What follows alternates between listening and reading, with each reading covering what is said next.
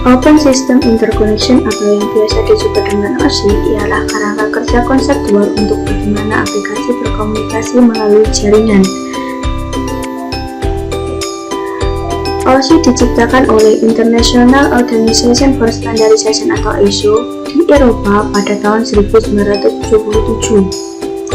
Fungsi dari OSI ialah menyediakan kerangka logika terstruktur pada proses komunikasi data yang berinteraksi melalui jaringan komputer.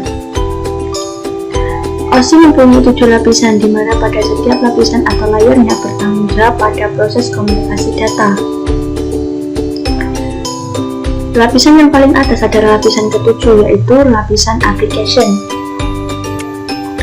Lapisan application ialah lapisan yang paling banyak berinteraksi dengan pengguna. Lapisan ini menyediakan layanan jaringan kepada pengguna. Layanan yang dimaksud pada protokol yang bekerja dengan data yang digunakan klien. Salah satu contoh dari protokol ini ialah HTTP yang digunakan dalam Google Chrome, Firefox, Internet Explorer, dan beberapa aplikasi yang menggunakan layer ini ialah Office 365, Skype, dan Outlook. Selanjutnya lapisan ke-6. Lapisan ke-6 ialah lapisan presentation yang digunakan untuk mendefinisikan data yang hendak ditransmisikan oleh aplikasi ke dalam format yang dapat ditransmisikan melalui jaringan. Contohnya ketika kita membuka website ShopNow, presentation ini akan mengkonversi ke dalam bilangan biner, lalu akan mengenkripsi data tersebut agar terjaga kerahasiaannya. Lapisan berikutnya yaitu lapisan ke-5, yaitu lapisan session, berfungsi untuk mendefinisikan bagaimana koneksi dapat dibuat dan dipelihara atau dihancurkan, seperti hanya login web, siakat, atau data akademik. Ketika kita tidak melakukan aktivitas apapun, maka akun akan dikeluarkan. Contoh yang lainnya ialah ketika kita membuka aplikasi mobile banking.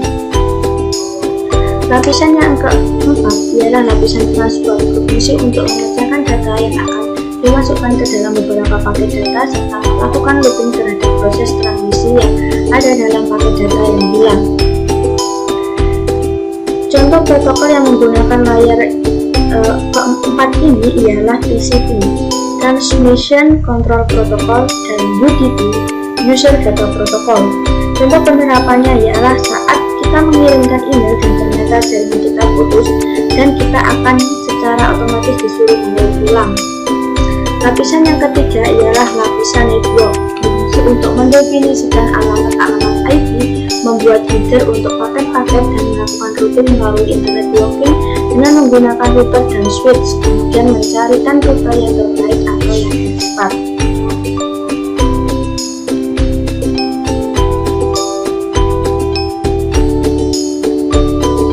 Selanjutnya lapisan kedua. Lapisan ini mengatur pengiriman data dari interface yang berbeda. Layar ini terbagi menjadi dua, yakni Media Access Control sebagai perantara layar di bawahnya dan MLC, Logical Link Control, sebagai perantara layar di atasnya. Contoh penerapan dari data link ini ialah pengiriman data dari Ethernet level 2.3 menuju ke High Level Data Link Control HDLC, dan pengiriman data WAN.